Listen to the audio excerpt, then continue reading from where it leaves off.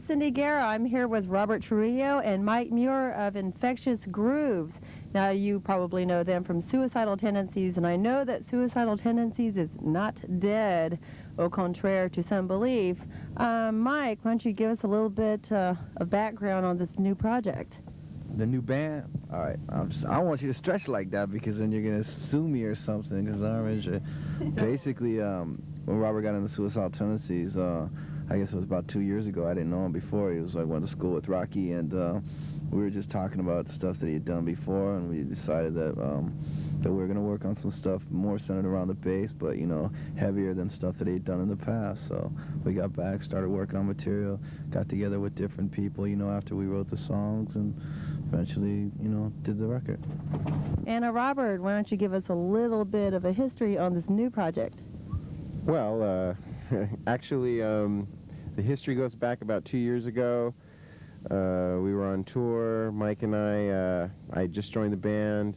Mike wanted to hear some of the stuff that I had done prior to joining Suicidal Tendencies, a lot of sort of groove, bass-oriented sort of music, and he liked it. We said, hey, let's get together, let's do something creative, and we came up with the Infectious Grooves material. I guess that was the birth of it, and here we are 2 years later on tour with Ozzy Osbourne and a very strong lineup, Infectious Grooves sort of lineup, I guess you could call it.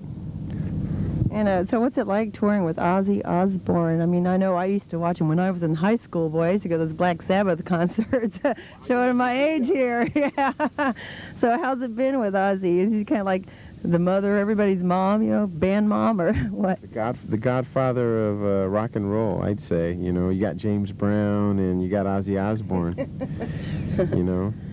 There's some other interesting aspects of Infectious Grooves. Now, you have the other members of your band, they come from some pretty well-known bands. Can you name a couple for us? Well, Guy Lombardo Trio, Lawrence Welk, no, just kidding.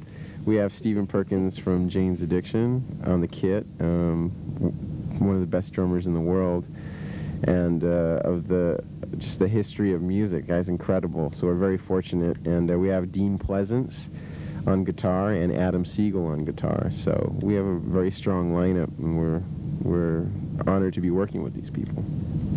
Well, it's an honor to be here with you guys on your tour bus. That's why we're all cramped in here. Tell me about Scott Craig. We'll let Mike take this one. What's happening with Scott? Where is he? He knows better than I do. I talked to him last, so I guess... You talked to him last? Yeah, I talked to him about a week and a half, yeah. You know how it is. Scott's a good guy. Scott played on the album, played on a lot of the songs, did an excellent job. He's an excellent drummer. He does a lot of studio work. He was currently touring with Stevie Nicks, I believe, and he recorded on a Don Henley album, the last one. So, I mean, you know, he's a session kind of guy, and he's a great player. And Stephen was available, and, you know, we opted for him, and he had the time to do it, so. Okay, well, great. Well, thanks a lot, guys. I know it's a sold-out crowd. I hope, Mike, that you get some rest before you go on tonight.